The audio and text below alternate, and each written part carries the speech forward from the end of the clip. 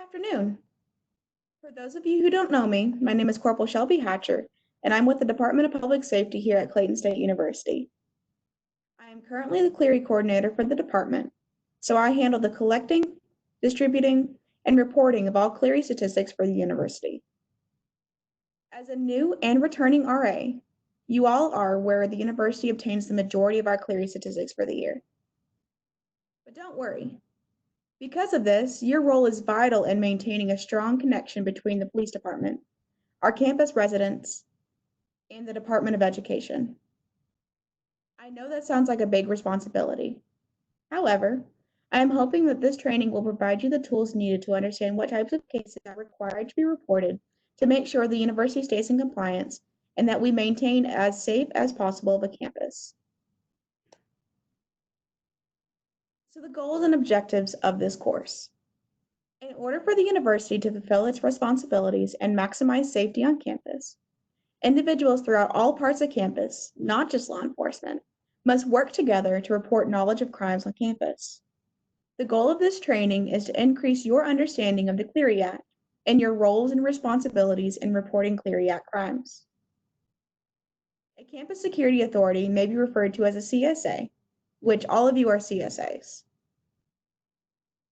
The objective of this training is for you and your role as a CSA and RA is to be able to identify and report in good faith allegations of Clery Act crimes to campus police or student affairs. So let's move on to the overview of this training.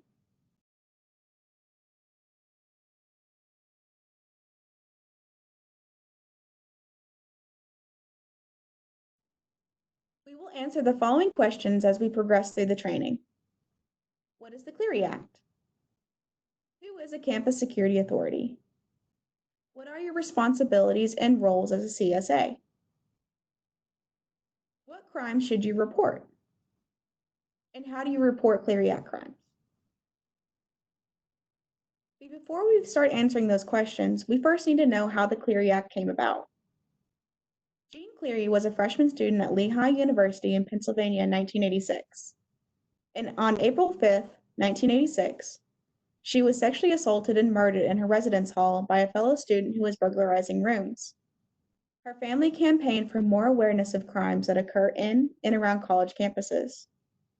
In 1990, the Jean Clery Disclosure of Campus Security Policy and Campus Crime Statistics Acts, which is a mouthful, which is now better known as the Clery Act, was signed into federal law.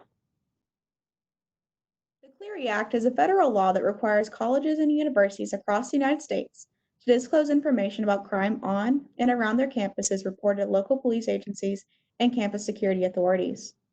The law is tied to federal student aid programs and is enforced by the Department of Education. So what does this mean for the university? Colleges and universities are required to submit an annual and security and fire report, provide emergency notifications, comply with timely warning requirements, and provide a publicly accessible crime log to the campus community. The Annual Security and Fire Report, also known as the Annual Security Report, is a report that includes policy statements of the university in regards to Clery Act compliance and campus crime statistics for the previous 3 years. So for example, if the report is the 2019 report, it will include statistics from 2016, 2017, and 2018. Emergency notifications and timely warnings are sent out to the campus community if an incident poses an immediate and ongoing threat or harm to campus. An example of an emergency notification would be a gas leak, because that potential air quality may affect the campus community, and therefore the campus community has the right to know about that gas leak. For timely warnings, a Clery crime must occur on campus and the suspect poses an immediate and ongoing threat to the community. The crime log is required to be publicly accessible during business hours. However, here at Clayton State, our crime log is accessible through the public safety website. If a college or university does not, in good faith, comply with the Clery Act, the Department of Education can impose fines beginning at $35,000 and up to the loss of current and future financial aid funds upon the college or university. So this is a way for the federal government to make sure that colleges stay in compliance with this law. And there actually is an example of the University of North Carolina this past year being found to not be in compliance with the Clery Act. They actually received over $200,000 in fines because of their inability to keep up with all these requirements. So because of their blatant disregard, they had to face the fines, and now they potentially face the reduction of federal financial aid through Pell Grants from the university obtaining that money. And the Clery Act, they acknowledge that some individuals may be hesitant about reporting crimes to the police and may be more inclined to report incidents to other campus-affiliated individuals. So that's why the Clery Act defined mandatory CSAs, so campus security authorities, throughout campus to make sure that we stay in good faith with reporting crime as best we can on campus. So who is a CSA? By definition, there are 4 characteristics that make up a CSA. The first one are campus police and security. Number 2, non-police security staff responsible for monitoring university property. Some examples of these are individuals who are responsible for monitoring entrances into campus, specific event security staff, or security escorts. And number 3, any individual or organization designed to receive reports of criminal offenses from students and employees. So these are your student affairs or even housing staff. And then number 4, an official who has significant responsibility for student and campus activities. These are included, but not limited to, residential life staff, the dean of students, the director of Greek life, student organization advisors, athletics, and coaching staff. So this is the section where you guys as RAs come into play. And so y'all are campus security authorities. You've probably heard the term mandatory reporter if you haven't heard about CSA. Please note that individuals acting in a pastoral or professional counselor capacity, while they may have significant responsibility for student and campus activities, are exempt from reporting requirements. Now that you understand what the Clery Act is and who is considered a CSA, let's discuss the important role that CSAs, or y'all, play in helping the university remain compliant with the Clery Act. So there are 4 main responsibilities that you have as a CSA and an RA. Number 1, you need to ensure the safety of yourself and others. So if there's an emergency, please either dial the campus public safety number, which is 678-466-4050. And if you can't remember that or can't remember to dial that number, please dial 911. Number 2, provide resources to the individual reporting the crime, even if the individual doesn't want an investigation conducted. This can be, suggesting they are referred over to counseling services, sending them over to a hospital for help, just trying to get them as much help as they need. You can also advise them the option to self-report directly to campus police or security through the anonymous tip line. Number 3, this one is critical. You need to inform the individual you must report the incident, but can report it confidentially. This means that you will not identify anyone involved unless the individual consents to being identified. But you have to tell them that the crime has to be reported because of Clery. And then finally, number 4, report allegations made in good faith of Clery Act crimes to the police as soon as possible. I can't stress this enough. Good faith means there is a reasonable basis for believing that the information is not simply rumor or hearsay. The timeliness of reporting is critical in Clayton State fulfilling its obligations under the law and maintaining a safe campus.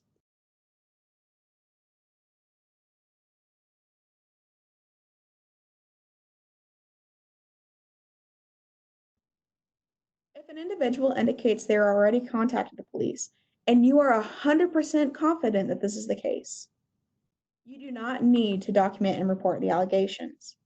Otherwise, when in doubt, document and report the crime. We'll go into further detail about how to report Clery crimes in the coming slides. First, let's review what you should and should not do as a CSA. Well, as the previous slide mentioned, those are all the things you should do. Well, here are the things you should not do. As an RA or a CSA in general, you should not take it upon yourself to apprehend the alleged perpetrator of the crime. In addition, you should not insist the victim contact law enforcement to file a report or press charges. You can tell them and you can suggest it, but don't, badger them about reporting it to the police. The decision to act on this option is the victim's. Lastly, you should not try to make any authoritative determination as to whether or not a crime took place. The police department will figure out what offense, if any, occurred. Your responsibility is just to report the incident and write an incident report of what happened. So let's address the type of crimes covered under the Clery Act that you should report. There are many types of crimes that may occur on campus. As a CSA, you are responsible for reporting crimes that are reportable under the Clery Act. It's important to emphasize that the crimes are listed here to provide a general understanding of the types of crimes you should report, not to make you an expert in classifying crimes. When in doubt as to whether or not a crime is considered a Clery crime, just report it. That's the easiest thing you can do. It's the police department's responsibility to ensure proper classification of the crime and determine what further action to take in terms of reporting. So the Clery crimes are broken up into 4 different categories: criminal offenses, campus violations, violence against women, and hate crimes. So under the criminal offenses section, we have criminal homicide, our sexual assaults, robbery, aggravated assault, burglary, motor vehicle theft, and arson. Well, we're not going to go into all the definitions on each type of crime that's reportable. I just want you to understand the overarching, idea that is reported. So if you feel like the incident that is being explained to you or reported to you may fall underneath one of these categories, report it.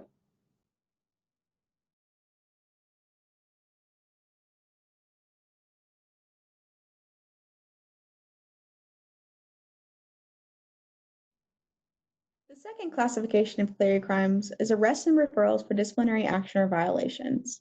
Violations tend to deal with possession, use, sale, or manufacturing of liquor, drugs, or weapons.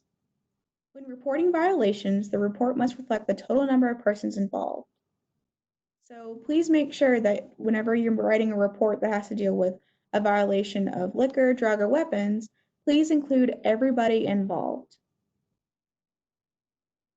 For example, if 3 students are referred to the Office of Student Rights and Responsibilities for disciplinary action for possessing marijuana in a residence hall, a CSA would count the scenario as 3 drug law violations, which is why we need to make sure that all 3 of those people are documented. It's important to note that reportable acts must be violations of the law, not campus policy. So for example, if a 21-year-old student is cited on campus for the possession of alcohol in a residential area that has been deemed dry by the university, like Lake or Hall, we would not count that as a violation of policy, or it's a violation of policy, not of law, because the student is of age. But if that 18-year-old student is found to be in possession of alcohol, that would be counted. But regardless of how it's counted, if it's an incident, please report it.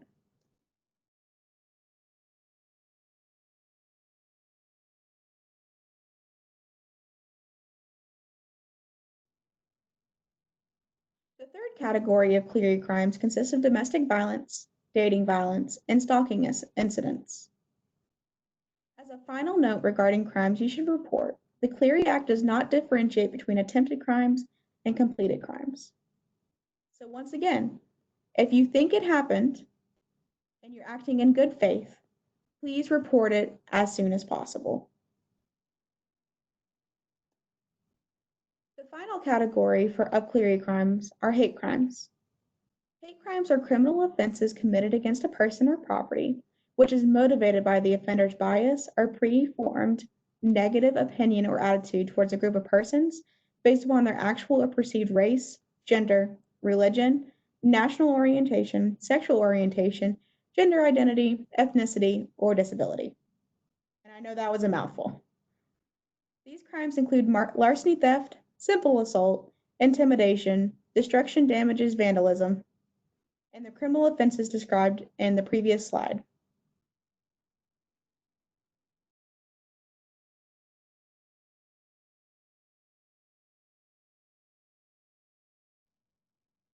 The way that you would know this was a hate crime is if the individual specifically, mentioned that they were anti-gay, or they started stealing books that were by, gay and lesbian authors out of the library, um, and they leave a note on the exhibit table that reads, gay and lesbian books don't belong in our library. Well, that way we know what their bias is, what their motivation is to commit that crime. Uh, Georgia College and State University, as well as University of Georgia, had a couple incidents on their campuses of individuals spray painting swastikas all over buildings. This would be another example of a hate crime that has to be reported because that destruction of property, that vandalism, and with a known a symbol that is very biased, um, is considered a hate crime. So those two combinations would need to be reported ASAP. So the last piece we need to talk about is the location of where the crime occurred. As a CSA and RA, you must report crimes that occurred in and on campus buildings and grounds, such as in residence halls or administrative buildings. In addition, you must report crimes that occur on public property adjacent and accessible from campus, such as sidewalks, streets, and parking near campus. Lastly, as a CSA and RA, you must report crimes that occur on non-campus property owned or controlled by the university or frequently used by students. For example, leased property where evening classes take place, or a fraternity or sorority house. The geography of a crime can be difficult to distinguish, particularly in a case of non-campus property or public property. Again, the overarching theme would be when in doubt, report the crime.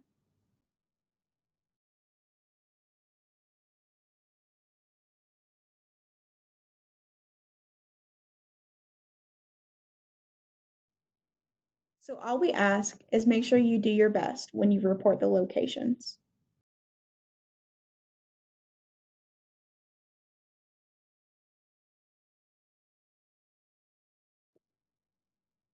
So how do you report a crime? Well, there are two main ways that you can do that. You can do it through your Simplicity system, which should be familiar with or are going to be trained on.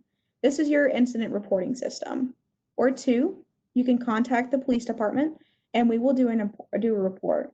And I do believe by y'all's policy is you actually do a report as well. So either way, we will get notified of the incident.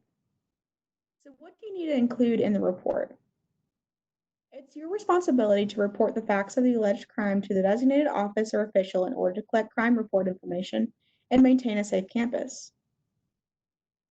While traditionally reporting crimes to campus police can be done over the phone or in person, crime report forms for each campus may be found in the University Clery's Act website. So we actually do have a sheet that you can fill out that are specifically for Clery, but it's better off to just go ahead and contact us and we'll arrive on scene and we'll write a report. So when you write the report, consider the following questions. What type of crime occurred? Where did it occur? When did it occur? When was it reported to you? Who was the victim? Are there any witnesses? Are there any suspects? Well, if you're talking to a victim, the victim has the right to not tell, the victim has the right to make sure that their name is confidential and not supply any suspects or witnesses. However, not all incidents that you come across will be this way. For example, if you're using a drug or alcohol incident report, please make sure to include every single name so that we can get an accurate count of the number of people were involved in that incident. We've covered an immense amount of information in just a short period of time. So let's review some of the key points. You play a critical role in the university fulfilling its obligations under the law and maintaining a safe campus. Your main responsibility is to report Clery crimes to campus police as soon as possible, regardless of whether the victim chooses to file a report for investigation. As a reminder, this includes attempted crimes. When in doubt, report the crime to campus police. Provide the facts and be as detailed as possible in your report. Listen to the individual reporting the crime and provide resources to the individual for additional help and support, including the option for the individual to self-report. If you were to have one takeaway from this block of training, document everything. Even if you forget the definitions that we went over today, it is better to write a small report and it not be Clery than not write a report and it was. Do your best to include all individuals involved, the location of the incident, and as much detail as possible of what happened. Student Affairs and the police department will take it from there.